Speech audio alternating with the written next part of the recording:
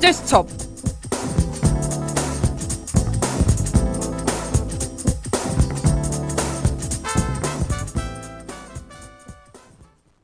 화구 여러분 안녕하세요.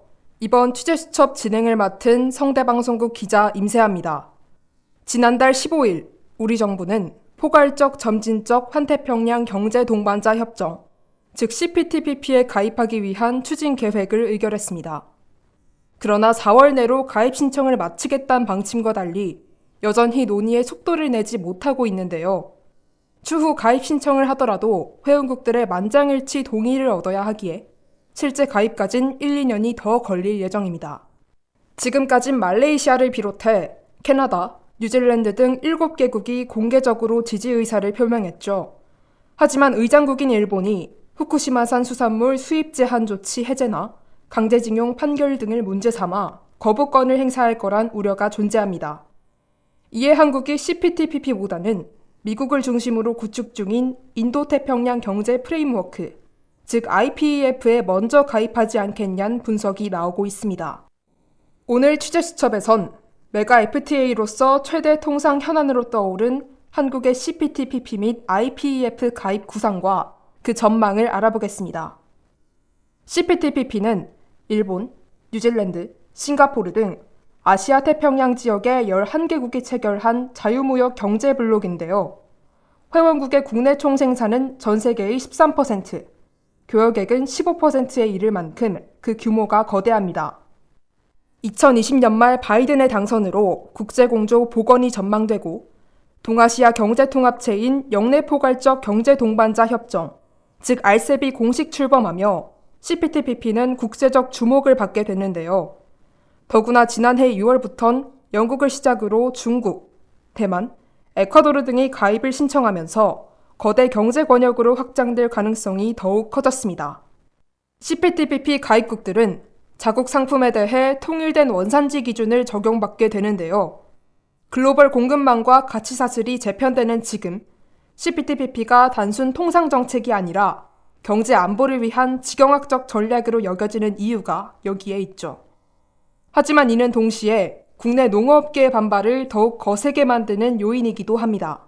실제로 한국농촌경제연구원에 따르면 CPTPP 가입 시 국내 농업 생산은 15년간 연평균 최대 4,400억 원 정도 감소할 것으로 예상되는데요. 이에 정황근 농림축산식품부 장관 후보자는 지난주 금요일 인사청문회에서 CPTPP가 따라야 할 규범을 신중히 검토할 것이며 농어민에 대한 지원 대책도 마련할 필요가 있다고 밝히기도 했습니다. 미국의 경우 트럼프 전 대통령이 CPTPP의 전신인 환태평양 경제동반자 협정, 즉 TPP에서 탈퇴한 이후 바이든 정부 역시 무역 자유화보단 국내 산업 보호에 더 관심을 두고 있는데요. 즉 지금 미국이 더 우선하는 목적은 CPTPP로의 복귀가 아닌 IPEF의 새로운 구축이라 할 수 있습니다. 관세율을 낮추고 시장을 개방하는 데 초점을 둔 CPTPP와 달리 IPEF는 경제 안보를 방점으로 특정 이슈에 대한 규범을 만드는 가치 동맹에 가까운데요. 이 때문에 IPEF는 항목별 협상이 가능해 가입 문턱이 훨씬 낮다는 이점을 지닙니다. 이렇게 미국은 아시아 태평양 지역의 주도권을 중국에 빼앗길 수 없다는 위기의식에 기초해 공급망, 기후변화, 디지털 등 신통상 이슈를 중심으로 새로운 경제동맹을 구성하려는 움직임을 보이고 있습니다. 이에 그동안 계속해서 CPTPP 가입 추진에 어려움을 겪은 한국도 대안으로서 IPEF 협상을 준비하기 시작했는데요. 한국은 늘 정치적 리더십이 국내 반발을 해결하지 못해 가입을 시도할 때마다 비용만 연쇄적으로 증가하는 결과를 안았죠.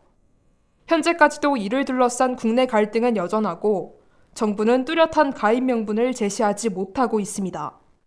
이런 상황에서 드디어 내일 출범하는 윤석열 정부는 본격적인 CPTPP 가입 협상에 나서야 한다는 과제를 맡게 됐는데요. 통상질서가 자유무역주의에서 보호주의 기조로 변화함에 따라 모든 규범을 일괄 타결하지 않아도 되는 IPEF 가입에 무게를 싣는 분석이 늘어나고 있습니다. 그럼 오늘 취재수첩은 여기서 마치겠습니다. 함께 해주신 학우 여러분 고맙습니다.